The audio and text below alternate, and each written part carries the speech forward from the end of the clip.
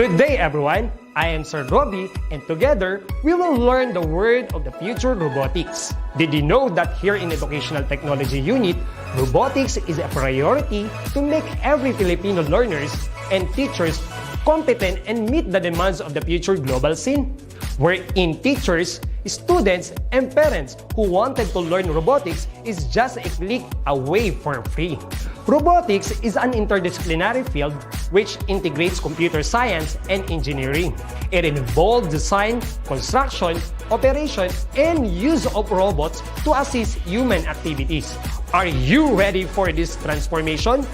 Soon in ICTS Educational Technology Unit.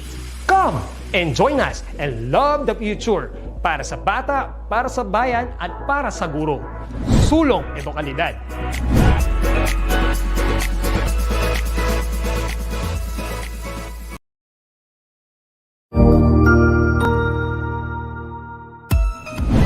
Mabuhay! Good day to all! I am your tutor Madge. Welcome to ETUlay, a free online tutorial, an initiative of the Department of Education, Information and Communications Technology Service, Educational Technology Unit, ICTS EdTech. This program is aimed at helping and assisting learners from kindergarten, senior high school, ALS, Alive, and SPED learners. Aside from answering the modules, the ETUlay is offering programs which you will surely look forward to. Together with our parents and teachers, the ETUlay will bridge the gap where difficulty and ease meet in learning new knowledge and skills. So, let us prepare our modules, pen and paper. Ready your mind to see and hear worthwhile and interesting lessons. Let us now study and learn, together with our volunteer online tutors. Tara na!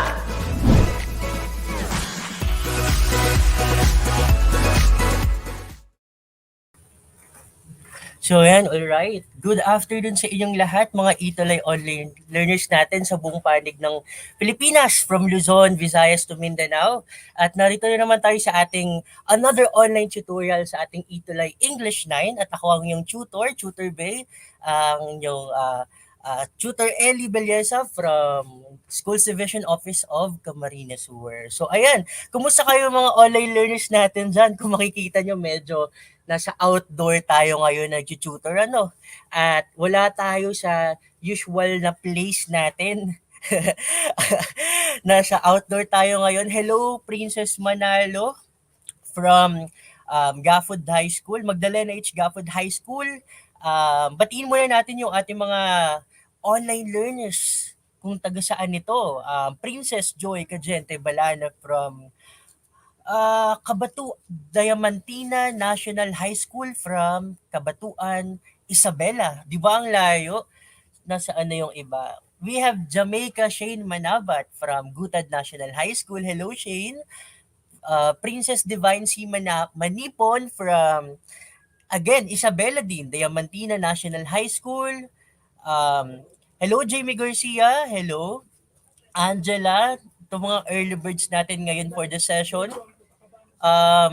Ayun, so heto na naman tayo sa ating English 9 tutorial. So ano kayo yung mag-topics natin for the week 5? Imagine week 5 na tayo ng ating sessions.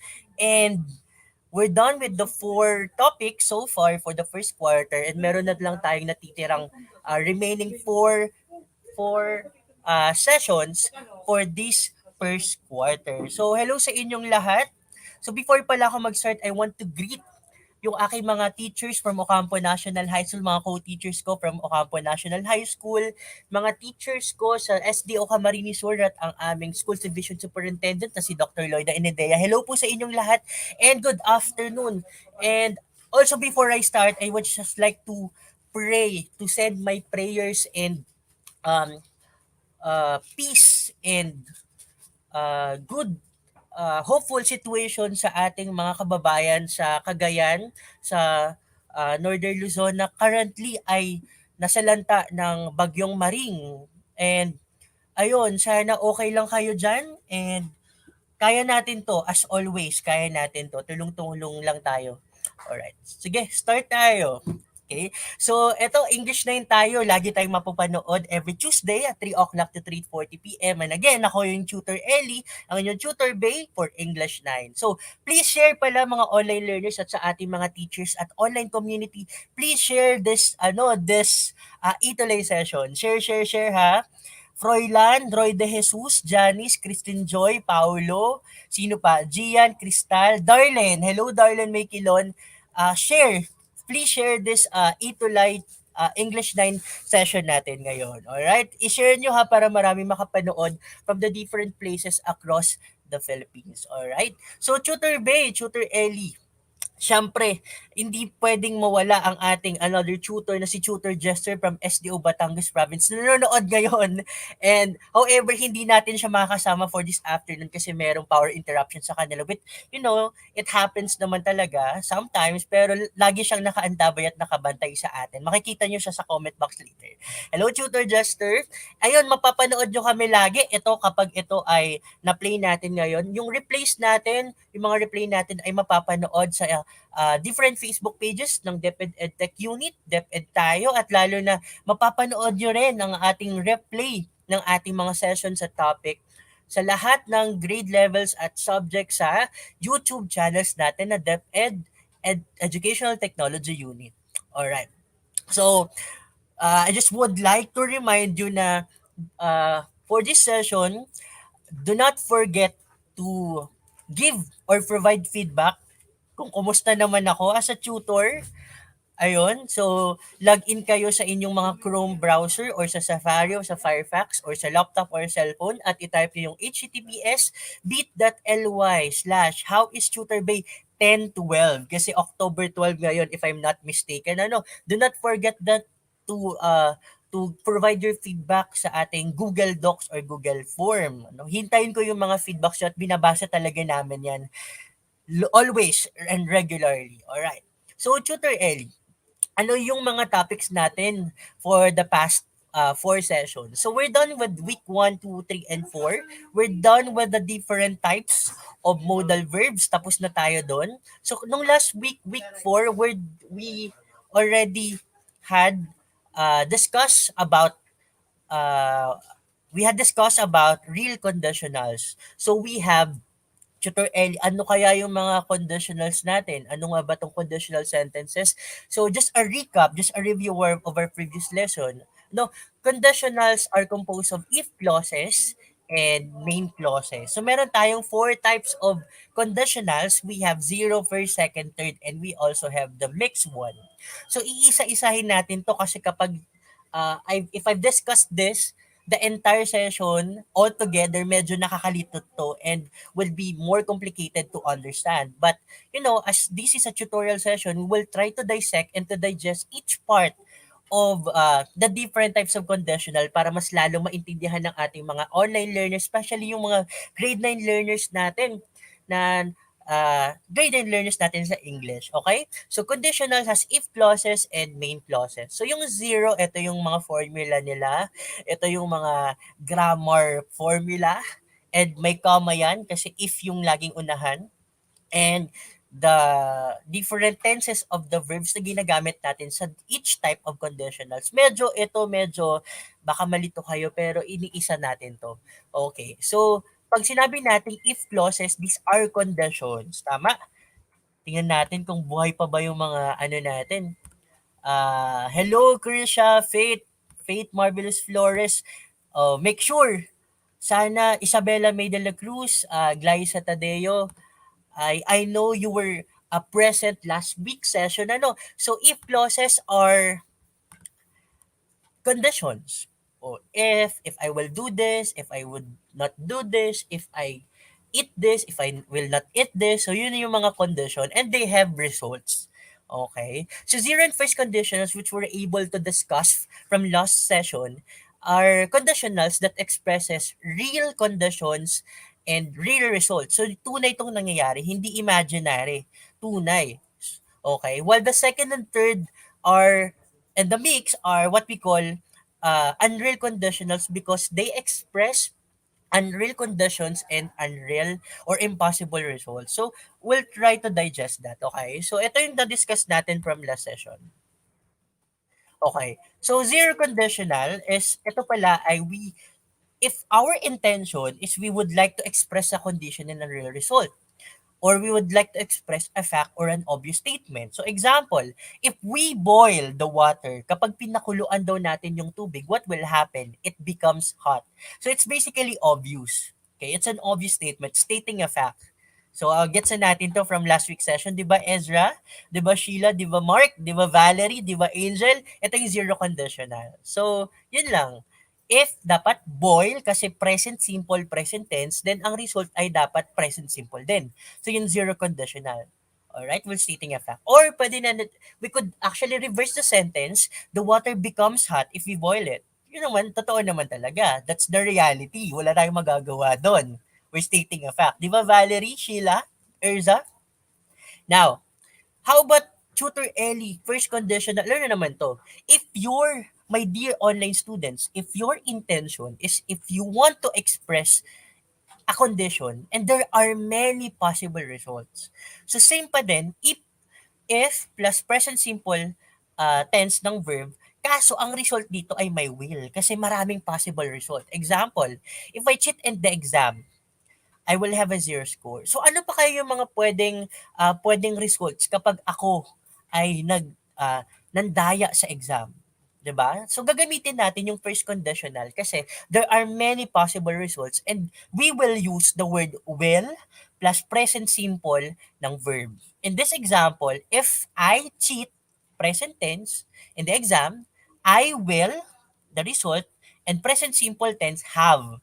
I will have a zero score. Or pwedeng be, I will be, my teacher will be mad.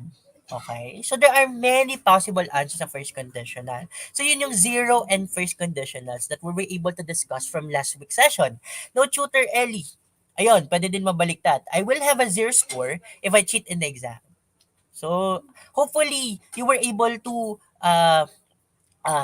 identify sincerely and um, uh, sincerely and seriously the differences between these two conditionals, all right? So yun, we have an assignment from last week's session and the assignment was this: if in case it is the end of the world, what will be or what are the things you will do? So imagine if tomorrow is the end of the world or today is the end of the world, what are the things that you will do? So ano kaya yung Tutor Ellie?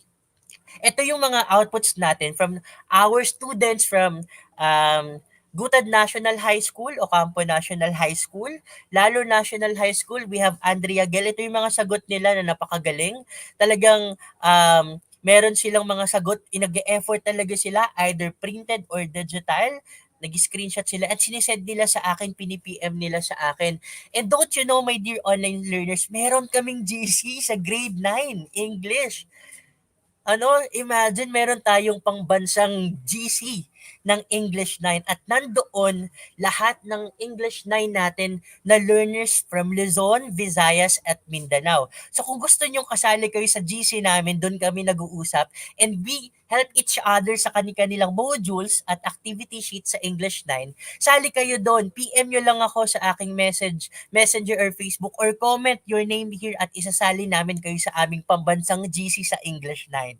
Okay? So, Totet, Dayan, John Patrick, Renz, from Quirino District, sali kayo sa GC namin sa English 9. Nandoon yung mga tutulungan namin kayo sa inyong mga module sa English 9. So, sali kayo doon ha, Fit.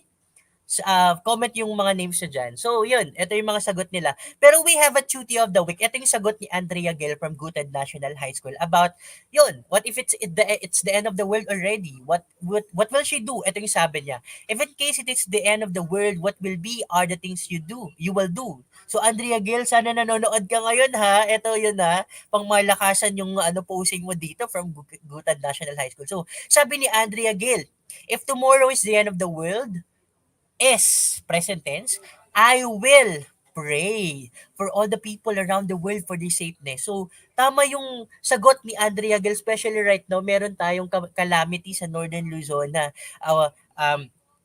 some of the provinces there or cities or communities were devastated by the Typhoon Maring. So grabe, kung makikita nyo sa inyong mga Facebook newsfeed or sa Twitter or sa Instagram or sa balita, marami mga nasalantang mga kababayan natin. So we pray for all the people around the world for their safeness. Hello Andrea Gil, thank you for this output of yours which is very timely and relevant, especially that we are going through the Philippines or some of our countrymen are going through something today. Okay, sana they will be okay. Kasama kayo doon, tama. Darlene May Kilon, yeah. Kasama yung Cagayan. 'Di ba? Special yung mga grade 9 learners, buti nga't meron pa kayong internet at kuryente ngayon dahil yung Cagayan talaga inasalanta ngayong panahon na to. Ayan, I pray for your safety. I wish that they don't get a new hard journey with their own family and I would hug my parents and thank them for all of their sacrifices before uh the world ends. And lastly, I'm gonna call Jesus because nothing is possible with them. So yun, let's pray all together for their safety. And syempre, of course, aside from safety, the government also or our local government unit should act also uh, should put an action, help our kababayans out there, okay? So hindi lang pwedeng pray ng pray, dapat action din. All right? So yan yung duty of the week natin. So Tutor Ellie, so ano yung topic natin for week 5? By the way, that's week 5. I forgot to change that. Our topic with your tutor base about Unreal Conditionals. So we're done with real conditionals. Ngayon naman, Jancel, Andrea, Darlene, IC, Krishaline Lasam from Quirino District. Unreal Conditionals yung itatopic natin discussion. So okay lang if medyo late kayo sa module nyo, ang iba kasi dyan are still doing week 1, week 2 pa lang sila ng topics, na dun pa lang sila sa modules, it's okay. It's okay, makinig kayo para advance or pwede nyo din i-replay kapag binigyan na kayo ng module ng about sa conditionals. Malinaw ba yon? So it's alright, no pressure.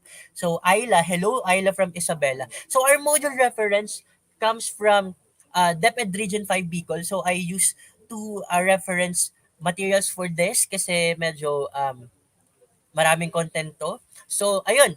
So, our objectives, Tutor Ellie, ano kayo mga objectives natin for today? So, the first one is we have sana identify the proper verb forms of the given conditionals. And kayo, Ayla, Darlene, Marcelina, John Benedict, sana mag-describe kayo ng situations that highlight imagination and critical thinking. Highlight imagination and critical thinking. So ano kaya yung Tutor Ellie? Excited na kami dun sa activity mong yon. And create a paragraph about a particular situation using conditional. So, for sure, inaabangan ng ating mga grade 9 learners kung ano kaya yung mga activity, mga pa-activity ni Tutor B, ni Tutor Ellie. Di ba, Angel Grace? Parang ngayon lang to nakita ko to yung mga taga Quirino District. Hello sa inyong lahat, sa ating mga learners sa Quirino District. Hello, Santa Lucia High School, Marcelina, Omania. Hello. Yan, our first activities about this. What if you will be guesting on Tonight with Boy Abunda Show? So kilala nyo naman si Tito Boy, 'di ba? Alam nyo naman yung mga fast talk dito at mga hypothetical at mga mabibigat na tanong ni Boy Abunda. What if magigess kayo dito and tatanungin kayo ni Boy Abunda, ni Tito Boy ng ganitong question? Angel, Shine, Marcelina, and the others na mga online learners natin, tatanungin kayo, if you had a 10 billion a $10 billion, what would you do with it? Ano ang gagawin nyo? What if you had $10 billion?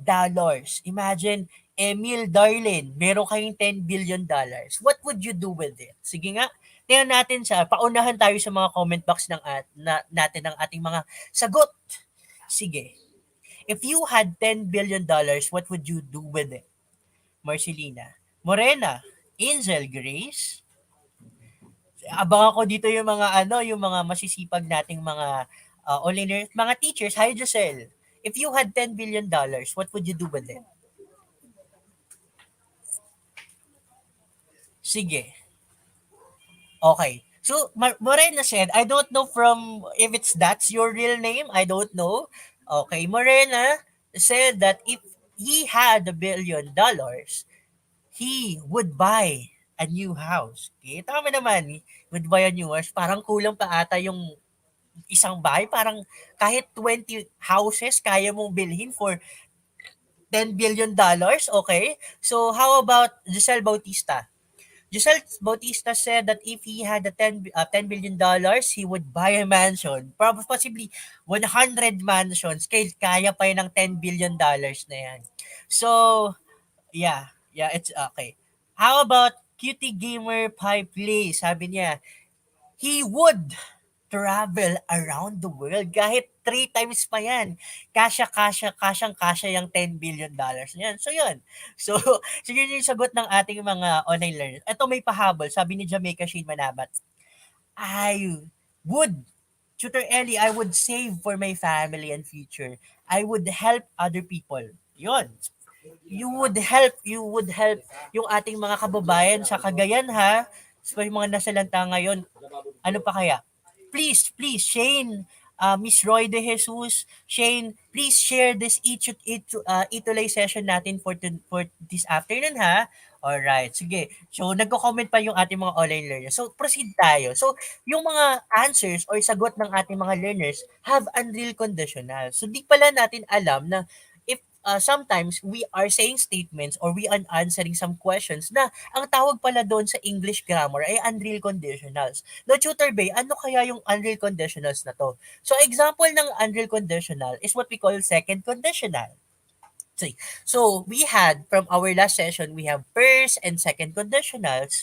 And those are real conditionals dahil real conditions and real yung results. Totoo yung result. Nangyayari yung results. So, Andrea, Richelle, Janzel Parola, Charlene Kate Padasas, John Wayne from Isabela. So, yung second conditional pala, Tutor Ellie, Tutor Bay, ay isang example ng unreal conditionals. Bakit mo naman, Tutor Ellie, nasabi na tutor na pa, na ang second conditional ay unreal conditionals dahil ang second conditionals is expressing a condition and the result is you are imagining present or future situations that are impossible or unlikely to happen in reality. So medyo ano kaya yun, medyo nosebleed ako dun, Tutor Ellie ha. Pero we will try to have the example para mas maintindihan nyo na kailan nyo lang gagamitin yung second conditionals. So again, yung conditionals ay merong if clause, merong condition at merong result.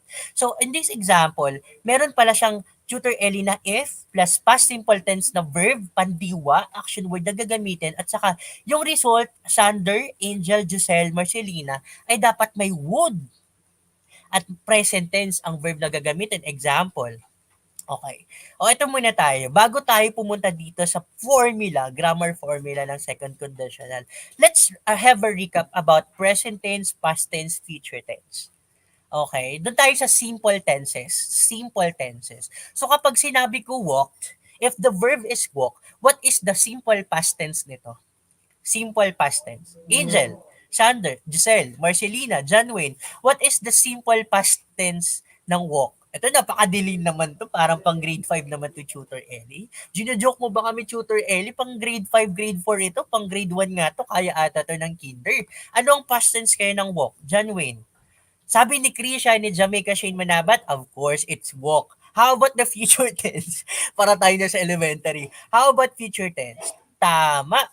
Okay? Will walk. Okay? Walked, will walk. O dito sa grammar formula natin sa second conditional, anong past tense, anong itsura pala ng past tense ay past simple tense. Okay? Past tense at saka sa result ay present simple tense. So sa if pala, if clause, ang gagamitin natin ay past tense. Yung may mga ed o yung nagbabago yung spelling, okay, if plus past tense na may ed, tapos ang result pala ay would plus may present tense. Kagaya nitong walk na walang ed. Okay. O, ano pa? Okay, given this grammar formula, let's try to answer this. Ang like, ano ang past tense ng like? Sige. Anong past tense nga ng like? Sige. The answer is like and will like yung future tense. How about go naman? Tama naman si Christian sa Jamaica. Napaka-active naman ng dalawang batang to eh. Nasa na yung iba dyan? Alam ko yung pang from Quirino, from Cagayan, from Camarines Sur. So, what are the past tenses of the verbs go? Ano yung past tense ng verb na go at ano yung future tense ng verb na go? How about naman yung teach? Ano kaya yung past tense ng teach? Ano naman yung future tense ng teach? Kung yung walk at like, Tutor Ellie ay may ed na dinadagdag kasi regular verb ito. Dinalagyan lang ng ed sa past tense. How about kaya pag go and teach? Nilalagyan pa rin ba? Do we add ed for go and teach like goed or good and teached? Ganun ba? Jerwayne, Merlin, Jamaica, Mark? Okay, that's right. That's correct. Excellent answers from our online learners. Ano? So, ang past tense ng go ay went. Okay? So, gagamitin nyo yan sa if clause ng second conditional sa may condition. If plus, yun, went pala, hindi good. Ano? Tandaan nyo itong mga verb form na to ha. Kasi very basic to. Kailangan natin to sa ating mga conditional sentences. Okay. Okay. Past tense, Abigail, past tense. Okay. Present tense ang goes. Go, goes. Past tense, went. How about teach? The answer is, tama naman si Jerwayne Guerrero Sansano. It is taught. Okay, teach, taught, will teach. So, tandaan nyo yun ha. Review natin yung mga verb forms natin ng simple present tense, simple past tense, at simple future tense. Kasi, we will use this in our discussion. Alright. Now, given Tutor Ellie na ang second conditions pala ay mag-i-imagine tayo ng mga what if ganito, what if ganyan, ano kaya mangyayari, ano kayang gagawin mo kapag ganito ganyan. Ito pala yung grammar formula na gagamitin natin sa writing at sa speaking. Ano? Sa writing at speaking, ganito dapat yung pag-construct ng sentence. Ito ay second conditional. Example, if we had a garden, kapag meron kayong bakuran o garden na napakaganda, ano kayang gagawin nyo? Sabi dito, if we had the garden, we would have a cat. Okay? Kung ako, in Filipino, kung ako ay magkakaroon ng bakuran o ng garden, gusto ko, nag-imagine ako ha, imagine ng future situation or present situation na imposible o baka hindi mangyari kasi imagination lang. Kung ako ay magkakaroon ng garden, I would have a cat. Okay? Gusto ko may pusa. Yun yung gusto ko. Yun yung na-imagine ko. Yun yung trip ko. At walang basagan ng trip. Yun yung trip ko, my dear online. Naintindihan ba? Another example. If I won, past tense. If I won, past tense, past simple tense.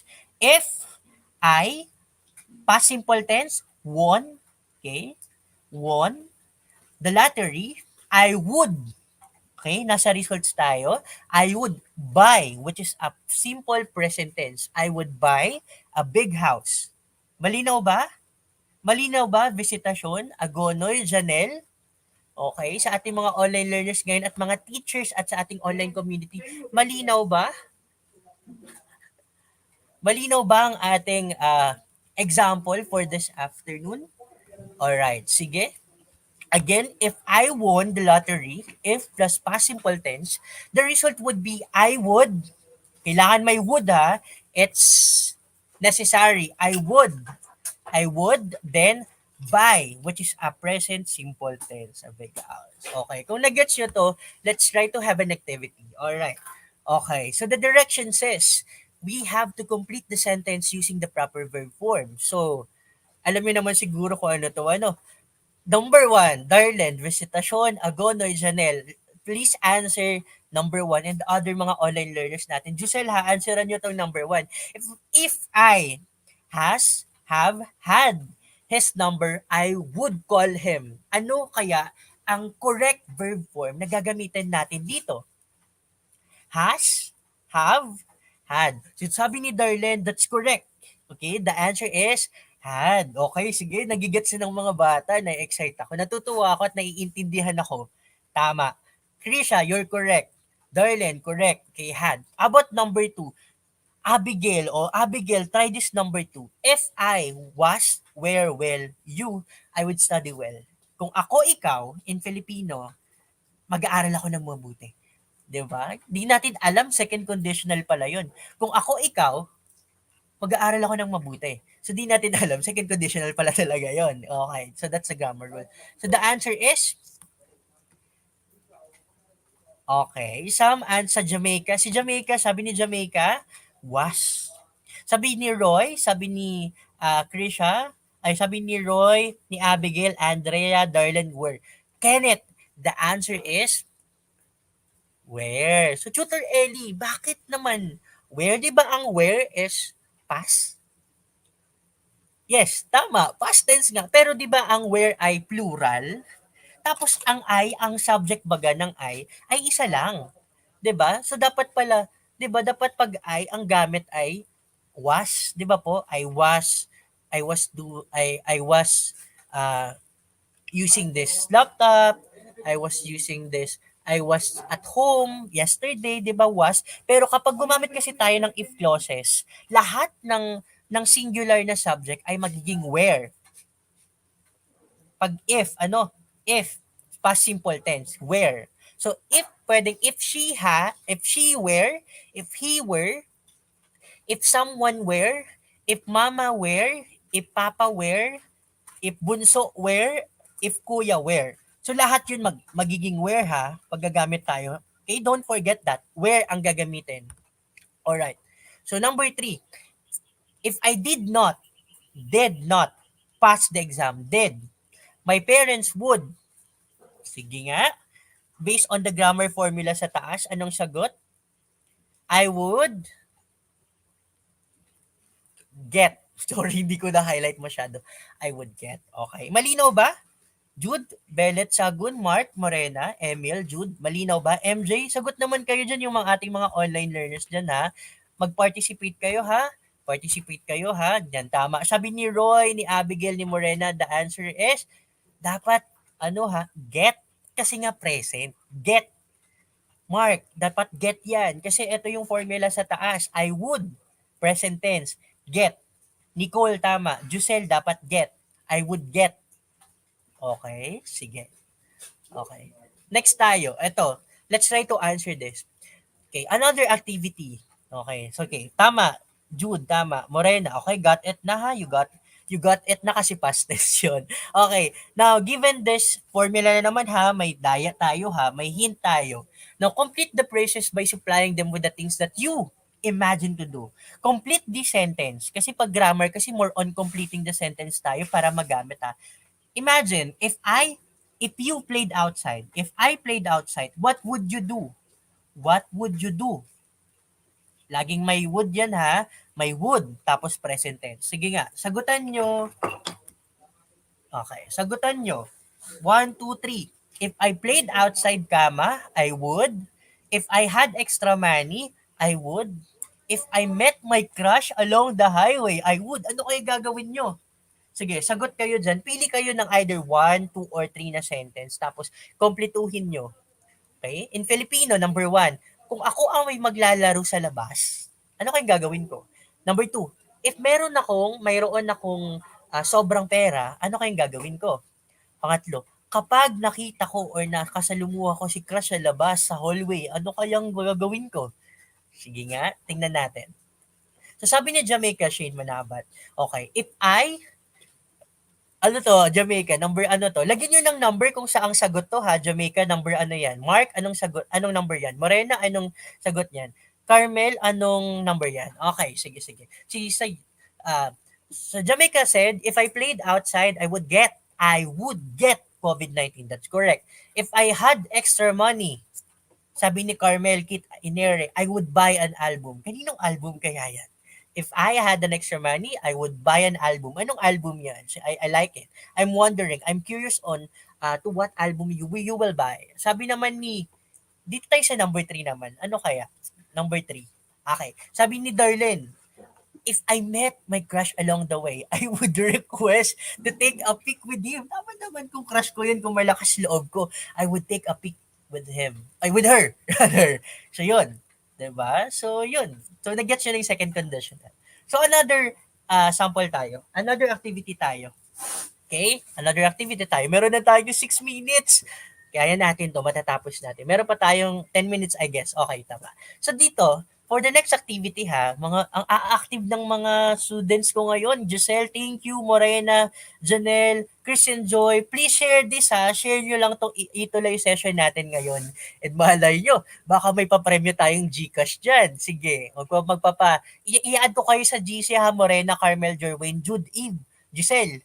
And the others, comment nyo yung mga comment nyo yung mga answer nyo ha. Ay yung mga pangalan nyo at i-add ko kayo sa GC later. Babalikan ko yan sa replay. Okay. So this one, Mark saw a woman drowning in the river. He went to look for help. So gagawa kayo ng conditional sentence. Napaka-simple lang.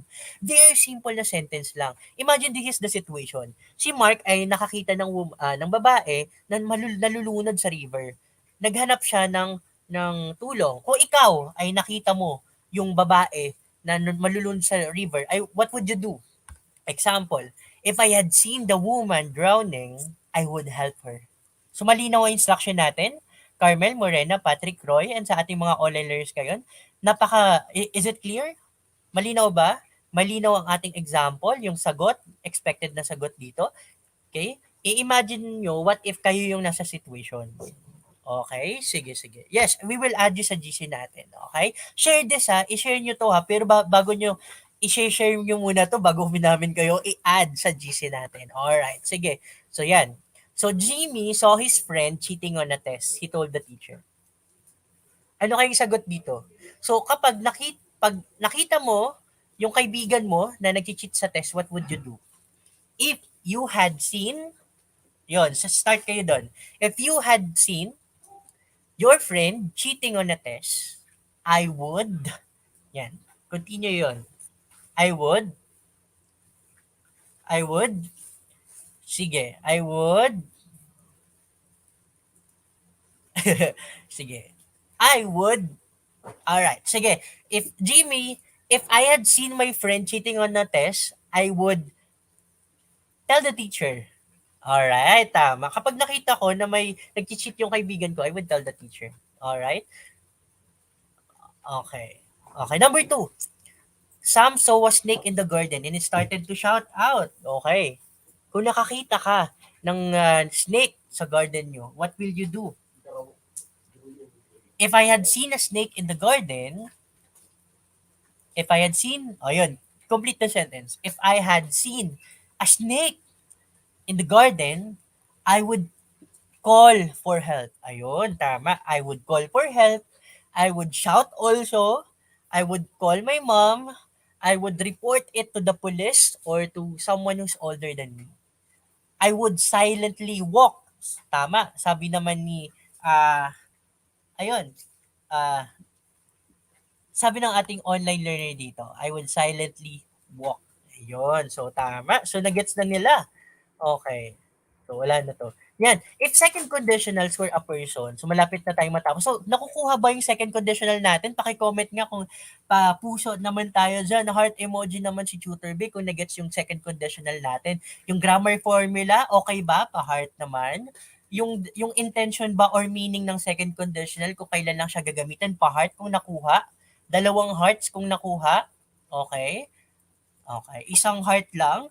Pag 1 heart, grammar formula lang, yung formula lang yung nakuha. Pero pag 2 hearts, okay, nakuha yung pati meaning. Ngayon, Tutor Eli, kapag ang second conditional were a person, what would it be?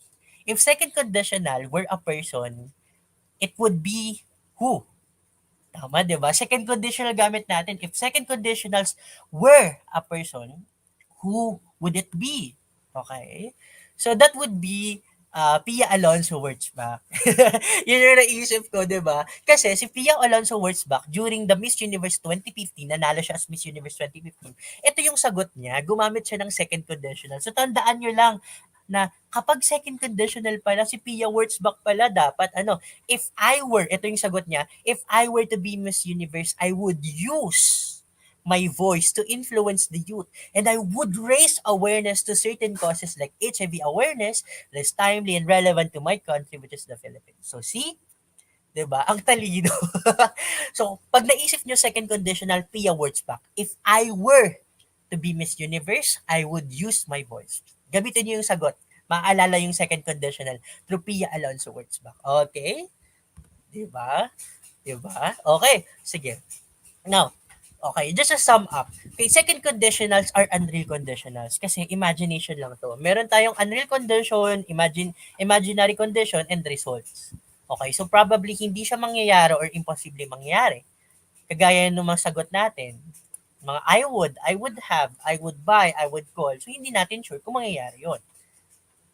Okay, thank you Zara. Fatomable naman po, understandable naman daw. Thank you very much.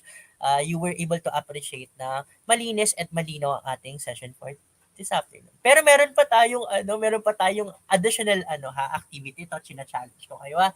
Now, second conditionals, imagining present or future situation that are impossible or unlikely in reality. So, this is only a wrap up. So, tandaan nyo ha, pag second conditionals, possible, impossible na mangyari, okay?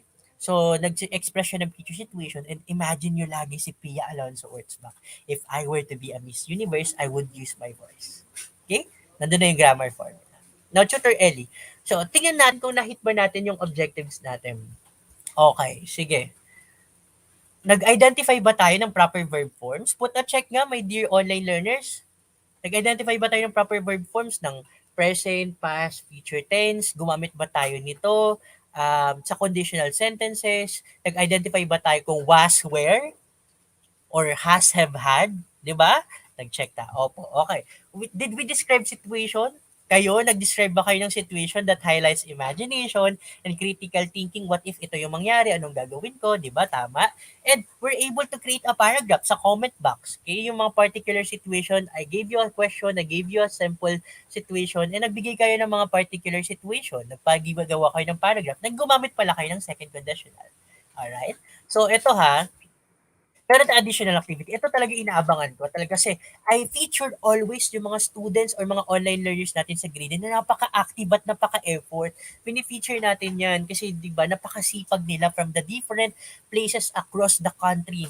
At nandun sila sa GC namin. Kaya lahat ng nandito yung mga nandun na sa GC natin, i-add natin yung mga co-grade 9 classmates natin sa English 9 ETUlay session natin ha. I-add natin yan sa GC pero dapat i-share lagi yung ating lahat ng mga sessions natin. Okay? Ito, okay, pagandahan, pagalingan tayo dito ng assignment natin. So ito ay nasa eroplano ako when I went to Cebu. Pumunta ako ng Cebu, mag-isa lang ako nagta-travel. Tingnan nyo si Tutor Ellie. Nagta-travel din pala mag-isa. So ito yung direction natin ngayon. Use at least 2 conditional sentences in answering the questions below. So gagamit pala dapat, kung ako ha, ang yung student ni Tutor Ellie, gagamit dapat ako ng at least 2 ha. At least lang, hindi pwedeng isa lang. At least 2. Pwedeng 3, 4, 5, 6, 10, 7, 8, 9, 10.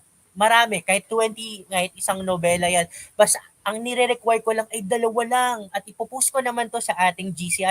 Use at least 2 second conditional sentences.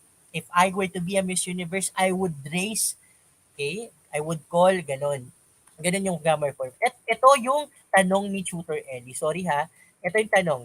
If you had, my dear online learners, Morena, Trisha, Darlene, Janelle, Grimar. Hello, Grimar. Medyo na-late ka ngayon, Grimar, ha? Morena, Janelle, Jusel. If you had unlimited flight travels, unlimited, binigyan ko kayo ng, di ba, napakayaman ko, binigyan ko, imagine lang ha, binigyan ko kayo ng unlimited flight travel. Libre kayo kahit saan kayo pumunta. Anong lugar? What place would you be? What would you go to? What place would you go to and why? Okay, what place would you be? Would you go to and why? Saan kayo pupunta? Okay? So, aabangan ko yung sagot ninyo ha. Either in printed, nag-drawing kayo, nagsulat kayo, or sa Microsoft Word, nagawa kayo ng PowerPoint, or tig-designan nyo, nagawa kayo ng infographics, naging creative kayo. Pwedeng-pwede yan. Ilalagay natin yan sa GC at i-feature ko kayo para sa next session natin sa Tuesday, every 3 to 4, 3 o'clock to 3:40 p.m. Kaya nga 'di ba Andrea Gale, sana nga hindi imagine lang, sana magkatotoo. Sana talaga magkatotoo. If you had unlimited flight travels, what place would you go to and why? Darwin, na late ka nga. Sabi nito USA. Sige, tingnan natin yan sa mga message nyo sa akin. Ngayon, Tutor Ellie, saan namin yan? I-post nyo yan sa newsfeed nyo or sa post nyo, sa comment nyo, yan sa post sa newsfeed nyo. Tapos, gamitin nyo yung conditional sentence ha, i-underline nyo or i-big letters nyo yung conditional sentence or yung would have, yung mga past tense, yung mga verb na ginamit nyo, i-underline nyo or all caps nyo, uppercase letters lahat, all capital letters. Gamitin nyo to yung hashtag ETUlay, hashtag English9, hashtag Tutor Ellie, hashtag Tutor Jester, hashtag Tutor Bay. Kasi binabasa ko talaga yan. Promise, I swear to God, binabasa ko yan. Or, kung medyo nahihiya kayo, chat nyo ako sa Facebook or Messenger at ito yung Facebook messenger account ko, Ellie Belleza. So, yan, Jude Eva, sabi mo, you would go to USA. Gamitin mo yung conditional sentence, i-chat mo ko, gawa ka ng paragraph. Alright? Sige. Or punta ka sa GC natin, i-post mo. Okay. Ayun. Or sa Instagram natin, Instagram, at it's.ellyboy. 4 na O yan. So, abangan ko yung mga answers nyo, ha? Pagandahan to, pagalingan tayo, ha? At hindi naman kinakailangan, pero mas na-appreciate ko kahit napakasimpleng output ay magbibigay yung ating online learners. Kahit napakasimple lang yan, kahit medyo may mga mali-mali pa sa grammar, maiintindihan ko yan kasi all mistakes are welcome sa English 9 with Tutor Bay. Okay? Mag-login tayo doon, i-add ko kayo sa ating pambansang GC sa English 9. Okay? Sige. Now, so para sa ating exit assessment, meron tayo dyan 5 items na sasagutan nyo lang. Ipopost ko na lang. By the way, lahat ng ito ay ipopost natin yung assignment, yung etong exit assessment natin, parang evaluation to, parang last activity natin to. Ipopost natin to sa GC. So pag wala kayo sa GC, hindi kayo updated sa mga updates ni Tutor Ellie or ni Tutor Bay, ha? So sabi ni Krishaling, may sagot na ngayon, pupunta daw siya ng Korea. North Korea or South Korea? Tanong. North Korea or South Korea? So, tingnan natin yan. I would be interested to to see all your answers gamit ang second conditional. So, sagutan natin tong exit assessment, ha? Alright. Sige. Ipopost naman to sa ating GC natin or ilalagay natin sa comment box dito sa ating ETUlay session. Okay. So, kumusta naman ako? Kumusta naman si Tutor Ellie? How is Tutor Bay 10, 12? Ilalagay ko to sa ating GC naman. Or isi-send ko sa mga messenger nyo. Okay? So, ayun. Natapos na naman tayo sa isang 40-minute ETUlay online session sa ating English 9.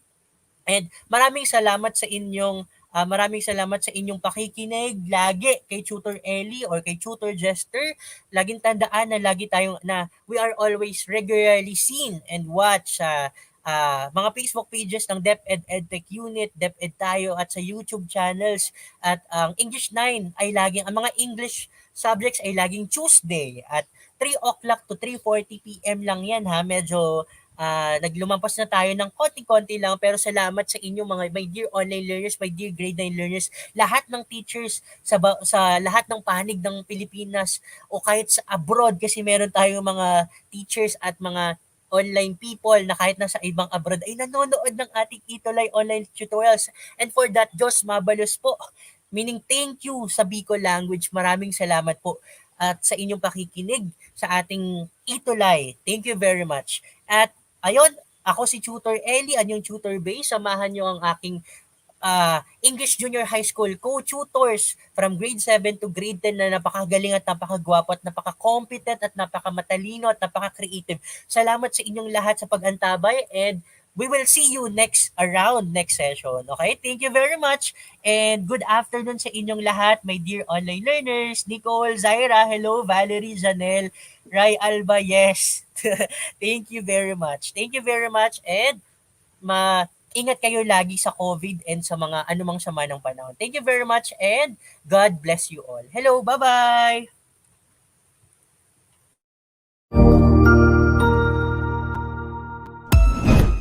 Ang husay naman!